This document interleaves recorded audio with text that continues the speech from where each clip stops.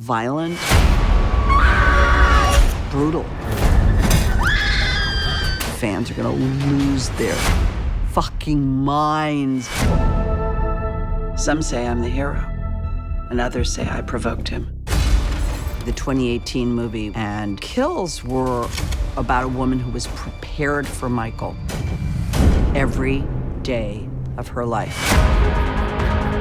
This is a movie where she's actually trying to move on. I've said goodbye to my boogeyman. New beginnings lay ahead. And then Michael comes back. This time, he's more dangerous. There is a battle, You came here to kill me, so do it. a final reckoning.